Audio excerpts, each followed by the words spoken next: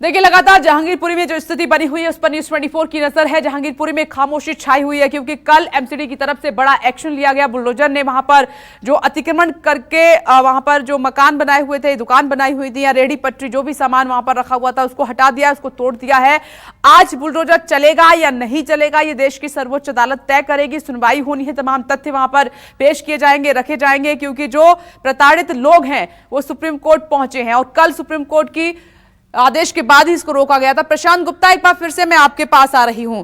देखिए, ये जानना जरूरी है कि इस बड़े एक्शन के बाद वहां के लोग क्या सोच रहे हैं, दूसरी तरफ हलचल सिक्योरिटी को लेकर क्या है, क्योंकि आज अहम इसलिए है सुप्रीम कोर्ट के आदेश का इंतजार किया है। उससे पहले की तस्वीर हमें दिखा दीजिए कि क्या कुछ चल रहा है लोगों के मन में।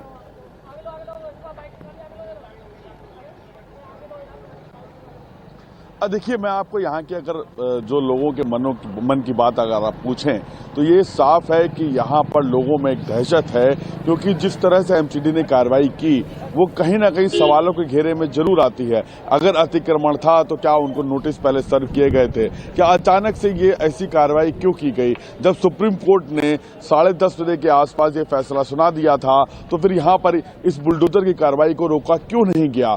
और आखिरकार 2 घंटे तक लगातार इस तरीके की कार्रवाई क्यों करते गए और क्यों नहीं उस पर विराम लगाया गया, जबकि माननीय उच्चतम न्यायालय ने इस चीज की घोषणा कर दी थी कि फिलहाल इसको स्टेटस को बरकरार रखा जाए। तो लोग आज टकटकी लगाए बैठे हुए हैं कि सुप्रीम कोर्ट किस तरीके की बात कहेगा और उनकी क्या जो उनकी गुहार है वो वहां तक पहुंचेगी। इस बात को लेकर लोगों की जिज्ञासा लगातार बनी हुई है और लोगों के मन में एक बात ये तो तय हो चुकी है कि कहीं ना कहीं उनको इस बात का डर है कि अगर सुप्रीम कोर्ट से राहत नहीं मिली तो जो उनके आशियाने हैं कहीं वो ना उजड़ जाएं, जो उनके रोजगार के साधन हैं वो कहीं ना उजड़ जाएं। तो इस बात को लेकर एक दहशत जरूर है और लोगों के मन में अब ये है कि जल्द से जल्द शांति बहाली हो, उनकी जिंदगी दोबारा से पटरी पे लौटे, क्योंकि यहाँ पर बहुत कुछ एक तरीके से कहा जाए कि धारा 144 लगी हुई है, सब कुछ ब्लॉक कर दिया गया है।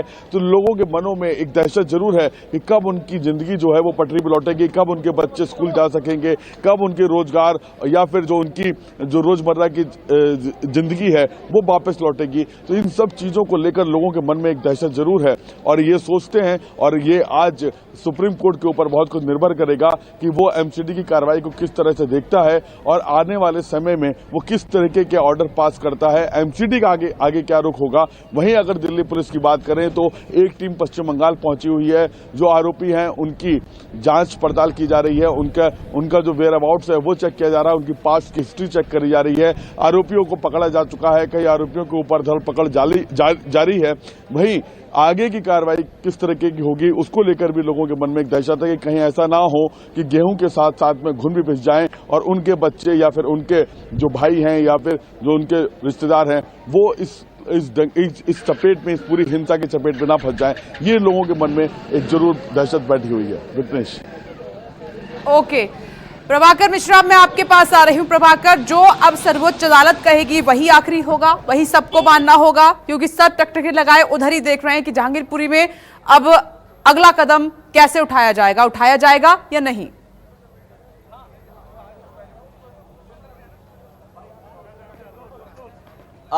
विपनेश, देश का संविधान, देश का कानून तो यही कहता है कि सुप्रीम कोर्ट की बात सबको माननी होती है।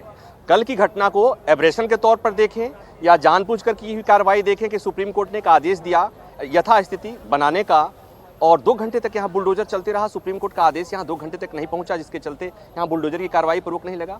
सबकी निगाहें सुप्रीम कोर्ट की तरफ होंगी। 11 बजे के करीब जस्टिस नागेश्वर राव की बेंच में सुनवाई होगी और वहां पर जहांगीरपुरी हिंसा इस बुलडोजर की कार्रवाई पर भी बात होगी और ये भी सवाल उठाया जाएगा कि कोर्ट के आदेश के बावजूद 2 घंटे तक बुलडोजर कैसे अपना काम करता रहा। एमसीडी के अधिकारियों ने क्यों नहीं सुप्रीम कोर्ट के आदेश को माना? क्या सुप्रीम कोर्ट के आदेश का कंटेम्प्ट हुआ है, सुप्रीम कोर्ट का कंटेम्प्ट हुआ है?